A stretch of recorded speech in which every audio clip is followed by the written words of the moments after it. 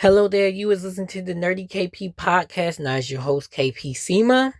Okay, so today I'm going to be talking about the Star Trek franchise, which is one of the hugest global phenomenons in the world. Of course, I already said global, so world. But the thing, now, I'm going to break it down like this. I am a novice Trekkie, okay? I have been watching Star Trek franchises, like, seriously, since I was like 14, 15 years old.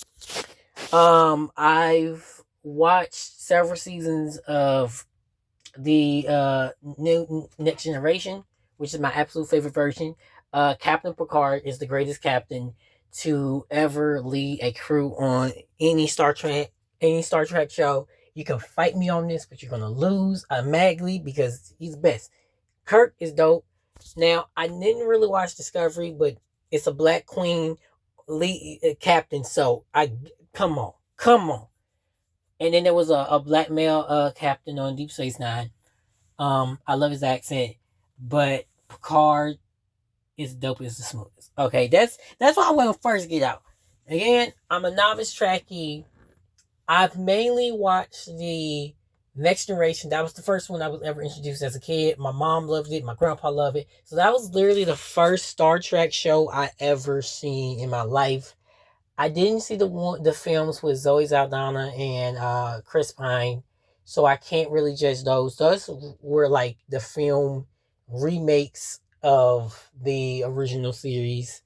I never seen the animated series from way back in the day, so I can't judge on that. But what I can say from what I've seen of the Next Generation and the original, as well as Enterprise, Deep Space Nine, which are amazing series, by the way, go check them out if you haven't already. But these new Star Trek series, like the Strange New World, and I have seen a little bit of Discovery, not much, but a little bit. But from what I've seen of the newest series, is the vibe isn't the same.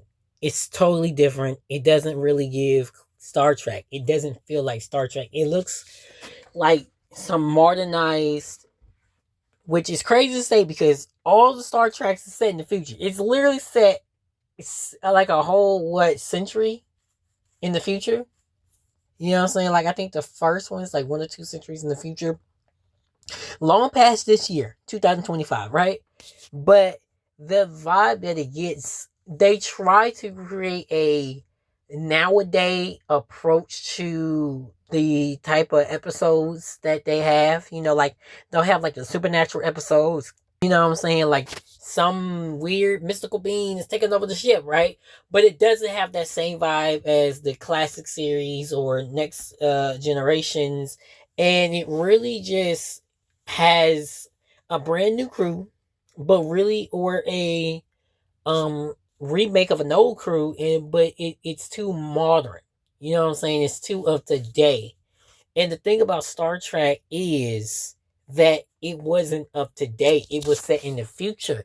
But if you go back and look at the original show and Next Generation and Enterprise and um Deep Space Nine, there was a specific type of vibe with the shows that kept the same, even though you knew it was a new set of characters, a new crew, or new enemies, or like with Deep Space Nine, you had Worf and you had that dude from engineering from Next Generations. And so some of the Star Trek shows, you had characters from previous shows like Next Generations and um Next Generations, like there were several characters from Next Generations that end up on Enterprise, not Enterprise, Deep Space Nine, and was it Enterprise?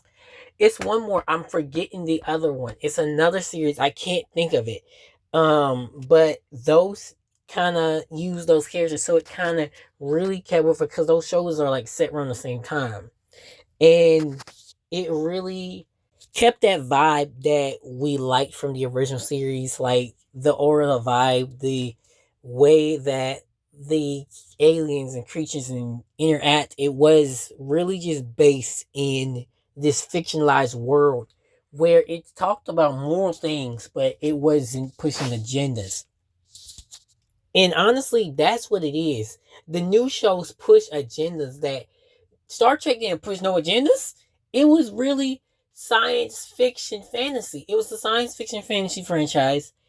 And I'm saying it was because it no longer is. I mean, it still is, but it doesn't have that same vibe because it was strictly about the fiction. It was, but it had moral lessons within it. But there was no political correctness. There was no pushing unwanted, unneeded agendas in it. Like it was really about, the captivation of this Moriarty taking over the Enterprise, or there being, or Captain Kirk and the crew like being forced to watch this like ancient Roman interpretation of them, and they're being controlled by this like Roman like city civilization, and they're watching themselves. It's like, and it was weird. I caught that in the episode in the middle, but it was like they were watching themselves in like this play, but they were conscious as themselves. It was a very strange episode, but it was a vibe to it, and it captivated me. It got my attention. It's like I came in halfway through the episode, but like that was on TV like a month ago. But like, yes, it still comes on regular TV. You can watch it without Paramount Plus. Yes. But like that is what I'm talking about. Like it captivated me. The new stuff doesn't captivate me. The more pissed me off because it's so focused on pushing these agendas. Like, oh my goodness, and like, can we please stop this over exaggerating? Like, women can do this. Like, women have been doing it. Okay, if you watch the series, if you've seen the shows, if you watch the movies, you would know that women have been doing this. They have. Okay, I'm so tired of stuff. Right, this is just me going off. I'm so tired of this new stuff, like the Disney Channel stuff. You got girls like, oh my goodness, women can do it too. Women have been doing it too. Okay, a lot of times in real life, women did it first. I'm gonna say it as a man. There's a thing. We gotta stop teaching these little girls. The thing is, the only people putting this agenda in the girls is the media. They're putting it in just so they can make episodes of these Disney Channel Nickelodeon shows say you can do it too. And the thing is, we never said you couldn't. But they want to push this agenda that someone said you couldn't. Let me tell you something. To any young girl out there, you can do anything that you want to do, okay? You can do anything, okay? There is, to my little cousins, to my friends, to any woman, young woman, grown woman, okay? You can do anything you want to do. Don't worry about what any chauvinistic male that ever said to you. Let me tell you something. I don't like them either. I do not like any dude, and there still are dudes, but I don't know them personally. If I do, trust and believe, I ain't gonna know them personally no more. You hear me? I'm not gonna act like it doesn't exist, because it does, but it's not as prominent as it was 20, 30 years ago, because back then you didn't see, women in certain things because they were forced out of it. Like female comedians, it was really hard for female comedians to stay afloat in the business because it was so, not because it was helpful to the males, but because they purposely pushed the women away. They purposely kept them down. So this is me just going on a tangent here. I just want that any woman who is listening to this podcast, please know you can do any and everything that you want to do. Let me tell you something. Love yourself regardless of who say you can't do it. Don't do it to prove the hate is wrong. Do it because it fulfills something within you. And I'm going to say that again. Don't do it to prove the hate is wrong. Do it because there's something in you that needs you to do this. Do it because you are passionate about it. Do it because you wanted to do this since you were a girl, or just because you've seen something and you're like, okay, something in my spirit says I want to do this. Any young woman, grown woman, elder woman, let me tell you something. There is a woman who is known for jump roping. She's in her 80s. She's known for doing jump roping stuff. She is breaking records, y'all. She is in the Guinness Book of World Records. I forget her name. She is a beautiful woman in her age. She's beautiful. She's all muscled up, everything. Like, she is in her age and she is doing the dang thing. Please do not tell me women can't do nothing. And please tell me, oh, here's nothing. Please don't tell me, age, you gotta be hurt back and you can't do this and stuff. I'm 24, my back hurt. So don't even play that with me. Okay. That's all I'm gonna say on this. Like, this supposed to be about Star Trek, but I gotta shout out to every woman from my mother to my sisters to my boss, to my female friends, to the women in like Rihanna and Viola Davis, Angela Bassett, Michelle Obama. You know what I'm saying?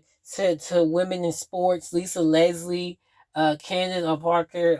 Some of y'all gonna get mad at me. Angel Reese, Caitlin Clark, Caitlin Clark. I'm sorry, girl, for messing up your name.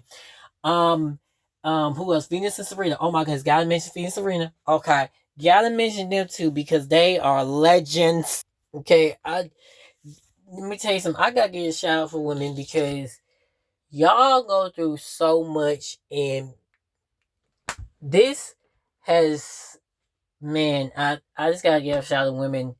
Y'all go through so much from periods, pregnancy, menopause, so much. And let me tell you something. No man can ever take the pain y'all take. I'm telling y'all know this. Y'all tell us. I know. I have I have sisters. Am so respectful to every woman on this earth because man, y'all, thank y'all, thank y'all for being who y'all is. Much love, y'all.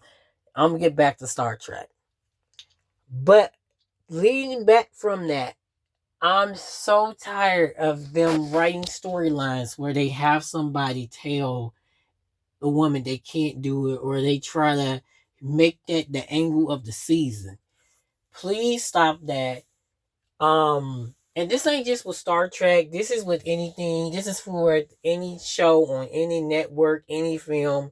I don't want to see that. We is done with that. It's over. This is 2025. Women can do everything. I don't want to see that on a Disney Channel show, a Nickelodeon show, or nothing like that. Why we always have to add those episodes? The boys say girls can't do it. Girls got to prove to them they gotta do it. I'm so tired of that because girls shouldn't do stuff just to prove boys wrong. They should do it because they want to do it. If they wanna, if a woman, again, I'm going back on this subject. Okay, they gonna call me a male feminist. But if a woman want to be a race car driver, she can be a race car driver. If she want to be a country singer, she can be a country singer. If she want to go for presidency, she can go for presidency. Let me tell you something. We're gonna have a female president someday in the future. I don't care what nobody say. We're gonna have that. We gonna have it. But I'm so off topic right now, but I got to shout out to all the beautiful, amazing queens out there, especially my black queens. Some of y'all gonna get mad. I gotta shout the black queens out because I was raised by a black queen. I grew up with black queens. Okay, my sisters are black queens.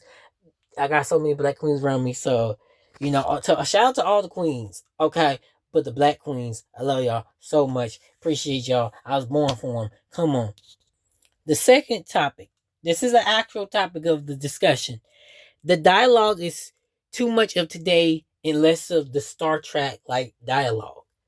And this goes back to the agendas and stuff. Now, if you watch the original series, you watch Next Generation, Enterprise, Deep Space Nine, the whole. If you watch any Star Trek series that was made between the 60s and the 2001, which is when Enterprise came out, you might notice that the dialogue is practically the same.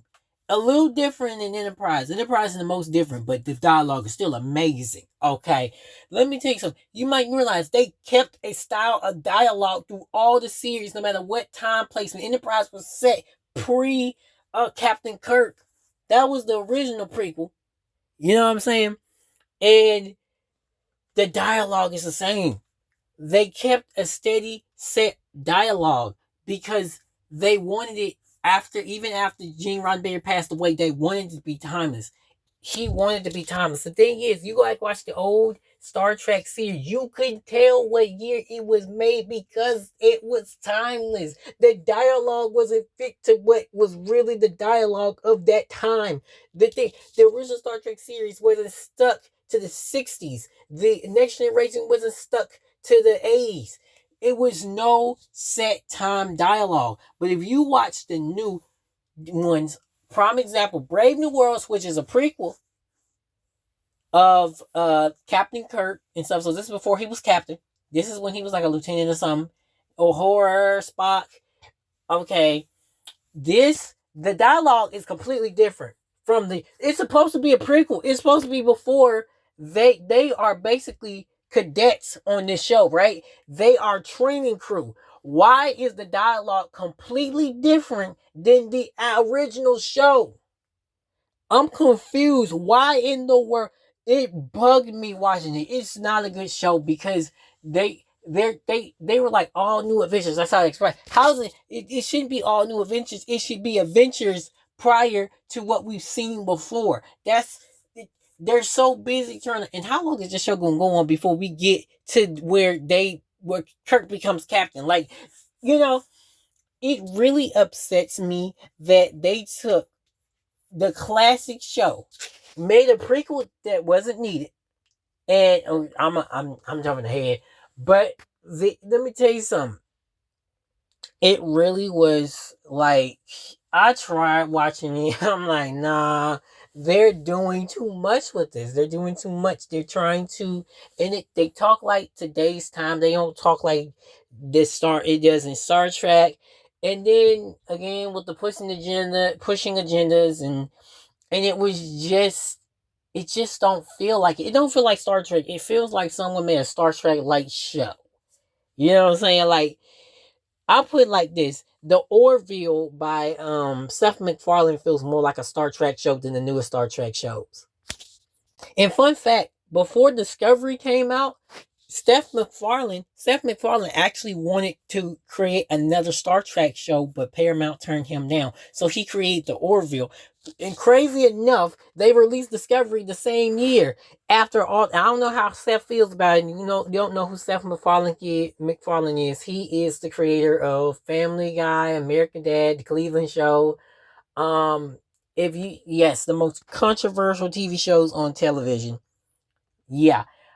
So when I tell you that the Orville, I like the Orville. I love the Orville. I don't really like the new Star Trek stuff, but the Orville is the most Star Trek thing I've seen since Enterprise. Like Enterprise was like really last Star Trek show we had. Picard's good though. Picard is good. Um, and we gotta give a shout out to all the Star Trek movies featuring Captain Picard. Okay, I've seen some of them, and man, they go all out with them joints, man. They go all out. Some of them are mad confusing, but man, that one when they were on the pirate ship was dope.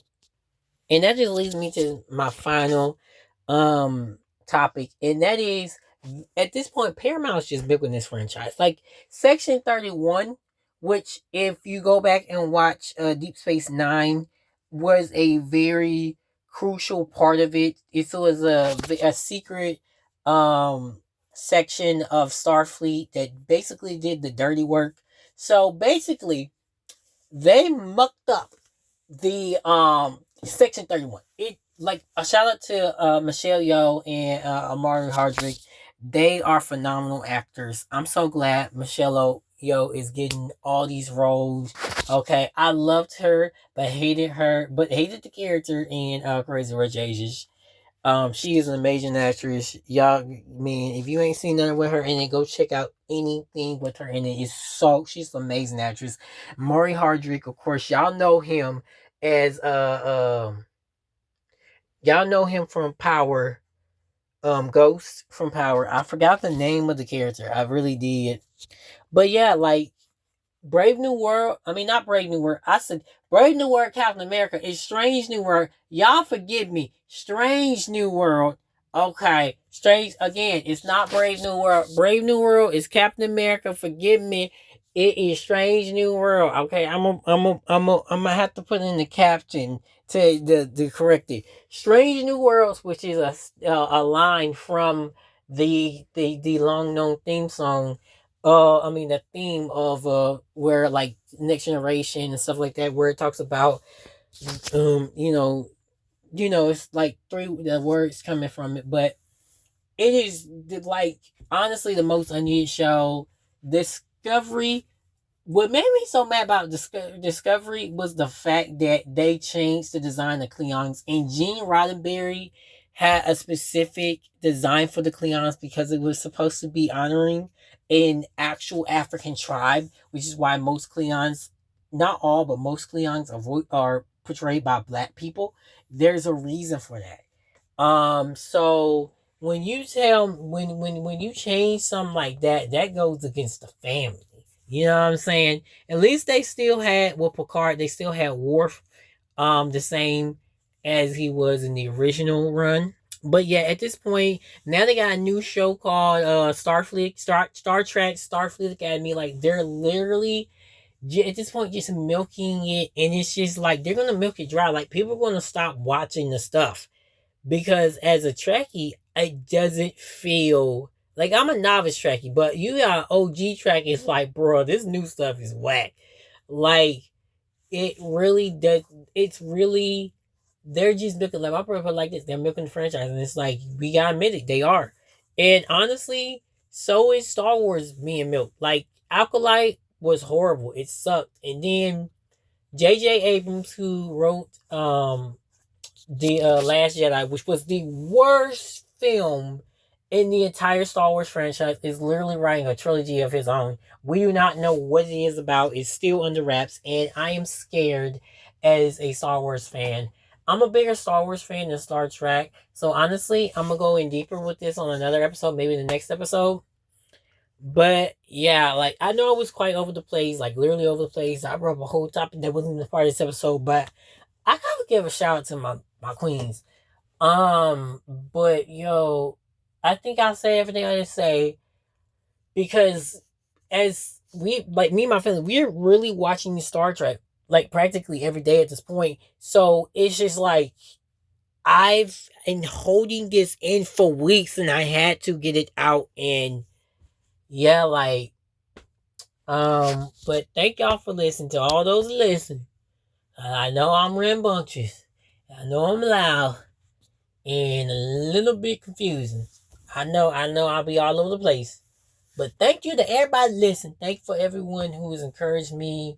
Literally at work today, a manager of mine really encouraged me. And she just from like I was telling her all the things I'm doing from the books, the podcast and stuff, and she said, you are such a good kid. You are doing amazing. You are talented and don't be stuck here. Don't just be stuck here in this place where you are. Like she's like basically encouraged me to move forward with all my creative talents from everything. And it's just like you have like she's like you doing the graphic design stuff like that and you have all these talents and it's just and I'm like thank you for the encouragement because when stepping into this podcasting, it was really the encouragement of other people that really got me to doing this because I was thinking about doing podcasts for a long time. I knew that it was an easy thing. All I needed was a mic. You know what I'm saying? I don't have a theme song. I don't have no sound clips. I don't have even have video. But I'm gonna get there though. I don't even have guests, but again, I'm gonna get there though. And honestly, I don't care if nobody listens to it now. It could be 5 years from now. Somebody might start listening to it, be like, "Yo, this dude been podcasting all this time. No one paid attention." And look, I honestly it enjoy it. It allows me to really get the stuff that's on my mind off my mind. It allows me a space just to speak and be free and not be judged, not be hushed, and be allowed to it. And honestly, I think I'm probably is very opinionated, and I hope I'm not because that is not really of like Christ to be so deep in your opinion. Like it's cool to have an opinion, but being deep in it is a whole nother thing. But I don't want to be locked in that. But again, thank y'all for listening. Check me out on the Nerdy KP on Instagram, and KP Sim on Facebook and TikTok. Again, appreciate the support, appreciate the love. Keep being nerdy, and I'm gonna talk to y'all next time. Much love.